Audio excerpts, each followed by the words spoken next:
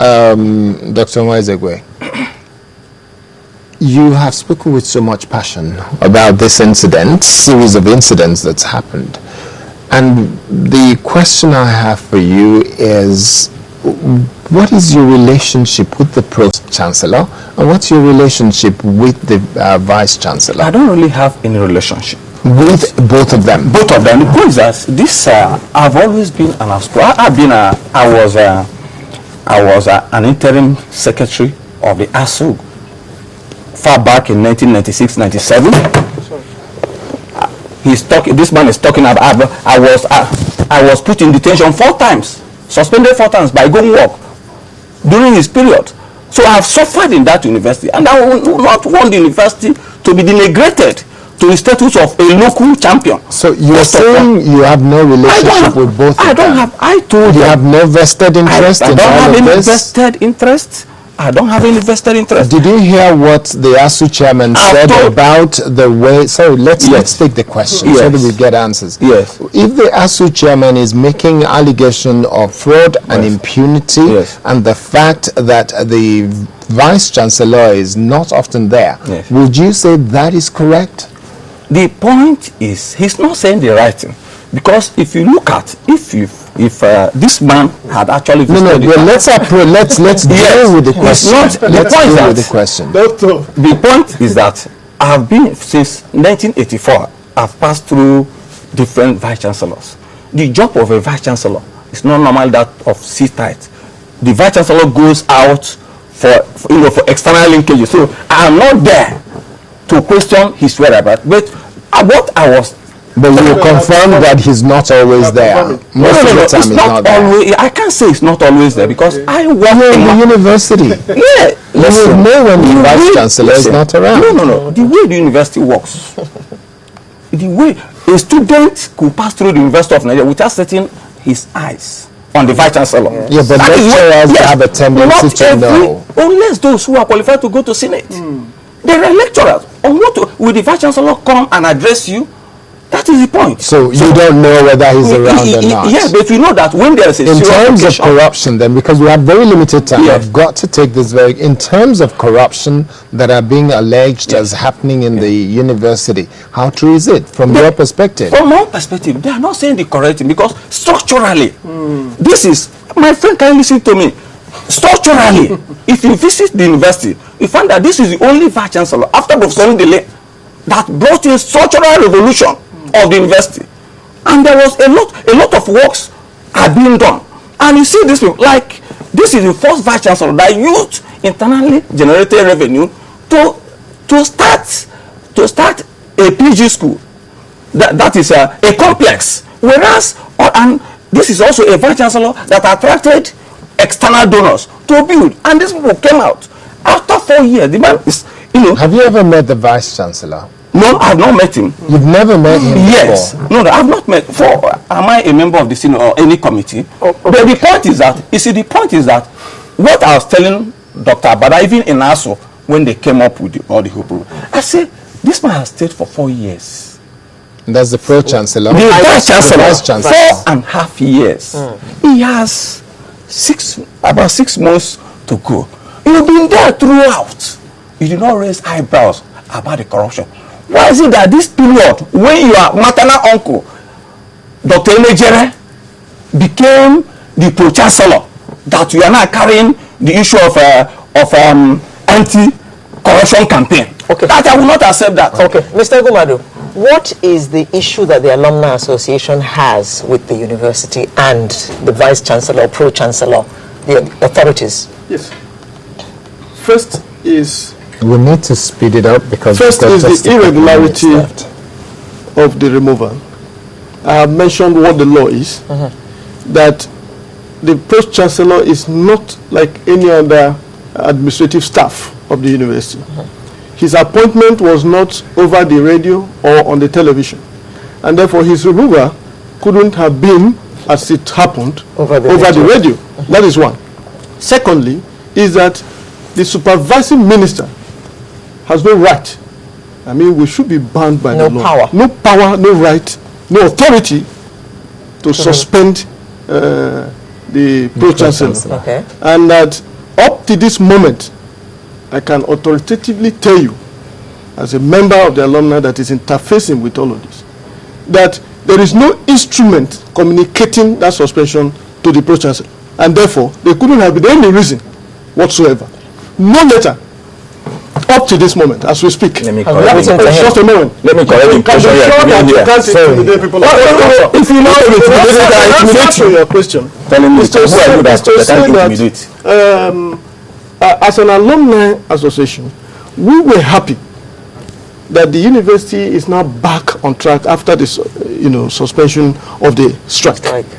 But to now behold this situation in which the entire segment of the university as I speak with you, there are joint statements released to the media by ASU, NASU, and SATU, all condemning the removal and insisting that this man is on a rescue mission on the university. And I find it very pedestrian that reasons such as he's from Nsukka, I never even knew that he's from that community. Because you've not been to the university. Could be advised as the look. You don't have information. You're not there. You can't be in Lagos and I'm not just the legal advisor. I'm also the editorial chairman of the quarterly magazine. That's what I'm saying. What you see when did you visit the university last? Listen, you visit the university last? You're not talking like a doctor. Just calm down. You're not talking like a doctor. Could you please stop? I was in the university severally. As a matter of fact, not just being in the university, I was in the offices of virtually all the principal officers. Thank you. Excluding that Professor Bato, because as usual, he's not around. I can mention names. I was in Professor Asuzu's office, the former DVC academics. I met, even in Enugu, I met Professor Monye, who is the Deputy Vice Chancellor. I met Emeka, one of the lessons last year. As at the time we had this interview. So I intervene. I am not just interested. We are in touch consistently at several levels.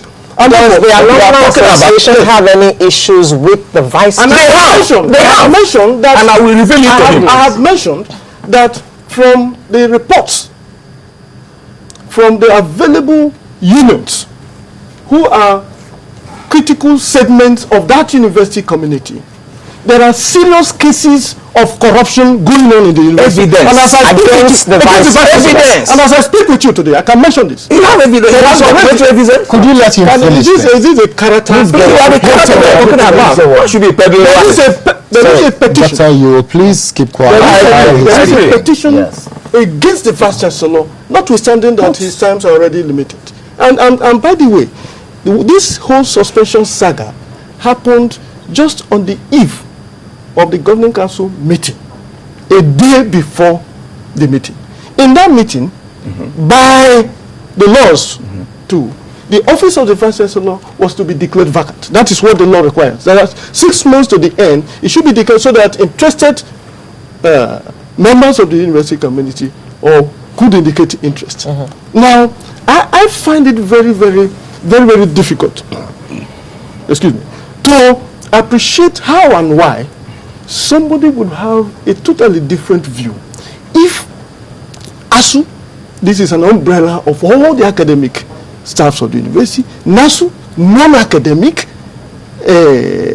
even students, are in unison protesting and insisting that this man who has come to ask questions and are taking steps, including the postgraduate thing he mentioned, that do your investigation and find that that postgraduate university was awarded, the contract for the building was awarded to the same person but in 3 different phases. Questions are asked as we speak. More than 90% of the contract sum have been disbursed, yet you cannot effectively account for what is going on. You don't know the state. You don't know the state of the building. We met last year. When I came there, yes. Please, Doctor Nwaezeigwe, Now, we have to close. One of the things that some people are asking questions about is the fact that, is it true that you studied in University of Nigeria, Nsukka? Yes. You are a lecturer in that university. You have an understanding of the workings of that university. Yes. That's correct. Yes. Okay. If you say yes to all of that, you probably would understand what Malachy and the ASU president, ASU chairman is saying in terms of the minister has no such authority to remove. Do you agree with that? I don't agree with them. First of you all, believe that... listen, excuse me, because he's trying to mumble up facts here. No, This minister has no personal authority or his own personal official authority. Okay. He is the eye of the president in charge of education. So he makes any statement he's making on behalf of the president, by instruction of the president. So telling me the minister has no right, Doctor, when the announcement was made, did he say on the authority of the president? Did he? The news said, you see, the news, excuse me, you are not the news. I did not listen to it, but what you need is that, the man has been suspended by the government.